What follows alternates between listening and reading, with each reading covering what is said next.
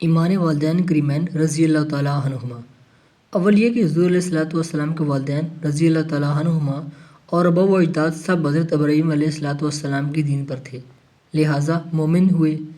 دوم یہ کہ یہ تمام حضرات حضور علیہ السلام کے اعلان نبوت سے پہلے ہی ایسے زمانے میں وفات پا گئے جو زمانہ فطرت کہلاتا ہے، اور ان لوگوں تک حضور علیہ السلام کی دعوت ایمان پہنچی ہی نہیں، لہٰذا ہرگز ان حضرات کو کافر نہیں کہا جا سکتا بلکہ ان لوگوں کو مومن ہی کہا جائے گا۔ یہ کہ اللہ تعالیٰ نے ان حضرات کو زندہ فرما کر ان کی قبروں سے اٹھایا اور ان لوگوں کو نے کلمہ پڑھ کر حضور علیہ السلام کی تصدیق کی، اور حضور علیہ السلام کے والدین رضی اللہ تعالیٰ عنہ کو زندہ کرنے کی حدیث اگرچہ بذات خود ضعیف ہے، مگر اس کی سندیں اس قدر کثیر ہیں کہ یہ حدیث صحیح اور حسن کے درجے کو پہنچ گئی ہے۔ حضور اقدس صلی اللہ علیہ وسلم کے ساتھ والیانہ عقیدت اور ایمانی محبت کا یہ تقاضا ہے کہ حضور علیہ السلام کے والدین رضی اللہ تعالیٰ عنہما اور تمام آبا و اجداد بلکہ تمام رشتہ داروں کے ساتھ ادب و احترام کا التزام رکھا جائے، بحیث ان رشتہ داروں کے جن کا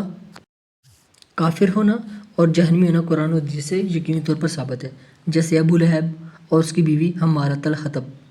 باقی تمام قرابت والوں کا ادب و ملوث خاطر رکھنا لازم ہے، کیونکہ جن لوگوں نے حضور علیہ السلام سے نسبت قرابت حاصل ہے ان کی بے ادبی اور گستاخی یقیناً حضور علیہ السلام کے اعزائی رسائی کا باعث ہوگا، اور آپ قرآن کا فرمان پڑھ چکے جو لوگ اللہ عز و جل اور اس کے رسول علیہ السلام کو اعزاز دیتے ہیں وہ دنیا آخرت میں ملعون ہیں۔ والسلام۔